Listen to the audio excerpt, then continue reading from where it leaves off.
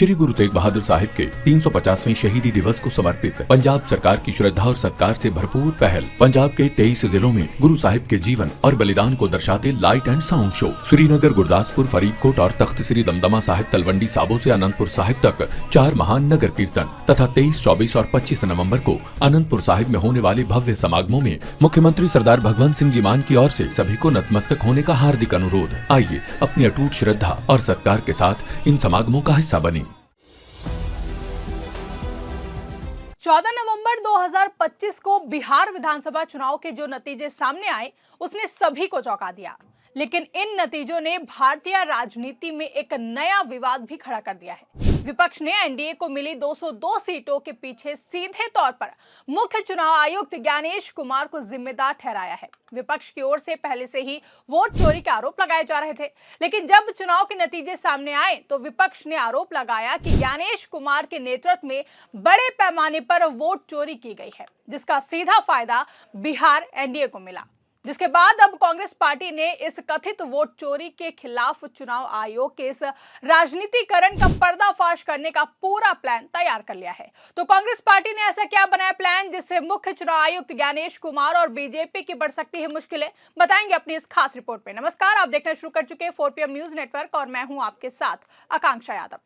दोस्तों, बिहार के नतीजों के बाद अब सभी की निगाहें बंगाल, तमिलनाडु और केरल पर टिकी हैं, क्योंकि बिहार के बाद अब राज्यों में एसआईआर प्रक्रिया शुरू होने वाली है और वो राज्य यही हैं जहां एनडीए की ओर से एसआईआर को मतदाता सूची में सुधार की प्रक्रिया बताया जा रहा है, जबकि विपक्ष की ओर से इसे वोट चोरी की तैयारी कहा जा रहा है। उनका दावा है कि उत्तर प्रदेश, मध्य प्रदेश और महाराष्ट्र जैसे राज्यों में भी यही खेल किया जा रहा है, जिसके खिलाफ कांग्रेस पार्टी ने अब राष्ट्रव्यापी मोर्चा खोल दिया है। दरअसल बिहार विधानसभा चुनाव के नतीजे सामने आने के बाद से ही एसआईआर का मुद्दा और भी ज्यादा गर्मा गया है। विपक्ष अब खुलकर ये कह रहा है कि बिहार में एनडीए की जीत का एकमात्र कारण एसआईआर प्रक्रिया थी।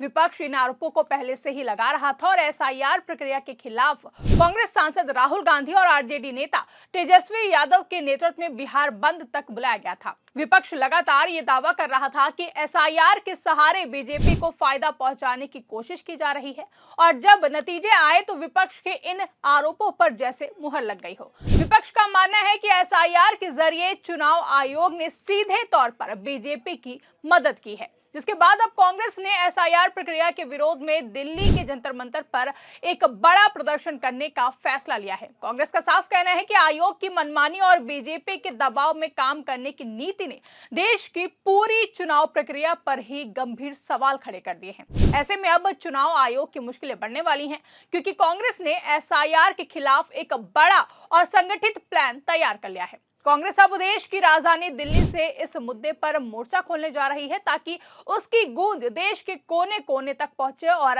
राष्ट्रीय स्तर पर एक बहस छिड़े। वहीं चुनाव आयोग का दावा है कि हर चुनाव से पहले मतदाता सूची को अपडेट करना एक नियमित प्रक्रिया है, जिसका उद्देश्य नए मतदाताओं का पंजीकरण और मृत या फिर डुप्लीकेट नामों को हटाना है।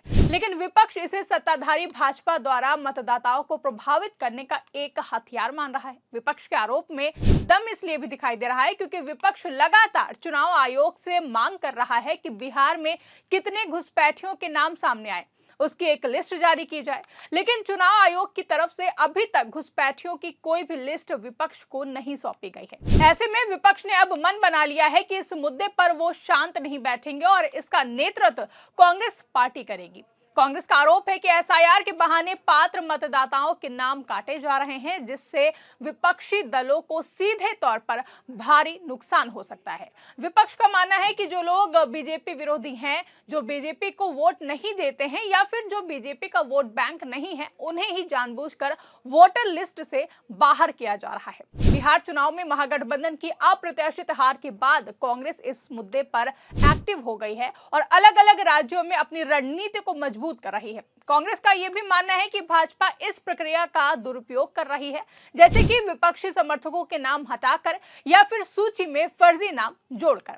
विपक्ष की इस चिंता को बिहार चुनाव के नतीजों ने और भी ज्यादा बढ़ा दिया है, क्योंकि देखा गया था कि चुनाव से पहले जो तमाम सर्वे रिपोर्ट्स सामने आए थे वो महागठबंधन के पक्ष में थे। लोग तेजस्वी यादव को बतौर मुख्यमंत्री पसंद कर रहे थे, लेकिन जो नतीजे सामने आए उसने सभी को हैरान कर दिया। इसलिए अब कांग्रेस ने एक जबरदस्त एक्शन प्लान तैयार किया है, क्योंकि देश के जिन 12 राज्यों और केंद्र शासित प्रदेशों में एसआईआर प्रक्रिया शुरू होने वाली है, उसे लेकर कांग्रेस ने एक महत्वपूर्ण बैठक बुलाई थी। इस बैठक में कांग्रेस पार्टी ने एक बड़ा निर्णय लिया है कि दिसंबर के पहले सप्ताह में दिल्ली के रामलीला मैदान में एसआईआर के खिलाफ एक विशाल रैली आयोजित होगी और इस रैली का मुख्य उद्देश्य चुनाव आयोग के राजनीतिकरण का पर्दाफाश करना होगा, जिसे लेकर कांग्रेस प्रवक्ता पवन खेड़ा ने इस बारे में जानकारी देते हुए बताया कि 12 राज्यों में एसआईआर एक्सरसाइज को लेकर हुई बैठक में कांग्रेस अध्यक्ष मल्लिकार्जुन खड़गे और नेता प्रतिपक्ष राहुल गांधी समेत तमाम राज्यों के वरिष्ठ नेता मौजूद थे।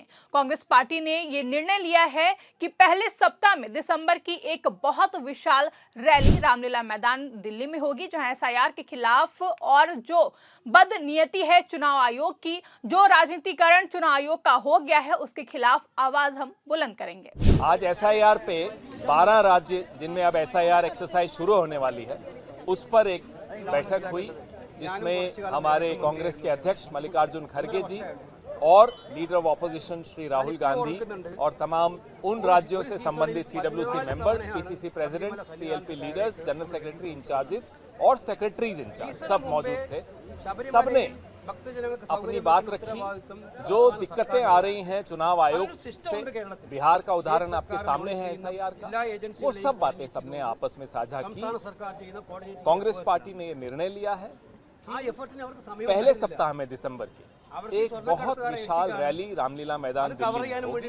इन तमाम राज्यों के लोग भी होंगे, उसमें नेता भी होंगे। एसआईआर के खिलाफ और जो बदनीयती है चुनाव आयोग, जो राजनीतिकरण चुनाव आयोग का हो गया है, उसके खिलाफ आवाज हम बुलंद करेंगे। 1 तारीख को पार्लियामेंट का सेशन शुरू हो रहा है, पहले सप्ताह में इसलिए ये रैली का आयोजन किया जा रहा है। बता दें कि संसद सत्र का शीतकालीन सत्र 1 से 19 दिसंबर तक चलेगा। ऐसे में कांग्रेस का प्लान है कि इस मुद्दे को संसद से लेकर सड़क तक जोर शोर से उठाया जाए। पूरे देश की निगाहें संसद पर रहेंगी, जहां कांग्रेस और पूरा विपक्ष मिलकर इस मुद्दे पर सरकार से तीखे सवाल जरूर पूछेगा। पार्टी नेताओं का कहना है कि एसआईआर जैसी प्रक्रियाओं ने वोट चोरी को बढ़ावा दिया है, इसलिए कांग्रेस ने चुनाव के तुरंत बाद ही एसआईआर पर फोकस किया है। इसका मुख्य कारण यह भी है कि आने वाले चुनावों में एसआईआर की आड़ में कोई खेल ना किया जाए, जिसके लिए कांग्रेस अभी से ही तैयारी शुरू कर रही है। इस प्लान को बनाने के लिए दिल्ली के इंदिरा भवन में एक बड़ी बैठक बुलाई गई, जिसमें कांग्रेस के राष्ट्रीय अध्यक्ष मल्लिकार्जुन खड़गे ने उन 12 राज्यों और केंद्र शासित प्रदेशों के प्रभारियों, राज्य इकाई प्रमुखों, कांग्रेस विधायक दल के नेताओं और सचिवों के साथ समीक्षा बैठक की, जहां मतदाता सूचियों के एसआईआर की कवायद जारी है। इस बैठक में कांग्रेस सांसद राहुल गांधी, 12 राज्यों और केंद्र शासित प्रदेशों के अखिल भारतीय कांग्रेस कमेटी के प्रभारियों, प्रदेश कांग्रेस कमेटी प्रमुखों के साथ साथ कांग्रेस विधायक दल के नेता और सचिव भी शामिल हुए। जहां बता दें कि इस बैठक का मुख्य उद्देश्य एसआईआर प्रक्रिया की सख्त मॉनिटरिंग के लिए रणनीति बनाना था। कांग्रेस की मुख्य चिंता यह है कि एसआईआर के बूथ लेवल ऑफिसर यानी कि बीएलओ की भूमिका संदिग्ध है। पार्टी आरोप लगा रही है कि भाजपा के समर्थक बीएलओ मतदाताओं की गणना में पक्षपात कर रहे हैं। मध्य प्रदेश में कांग्रेस ने दावा किया कि लाखों नाम काटे जा रहे हैं, जो विपक्षी वोट बैंक को कमजोर करेगा। इसी तरह की शिकायतें उत्तर प्रदेश से भी सामने आ रही हैं। इस बैठक में एसआईआर प्रक्रिया पर एक विस्तृत रणनीति बनाई गई है, जिसके तहत 2 महीने का कार्यक्रम तय किया गया है।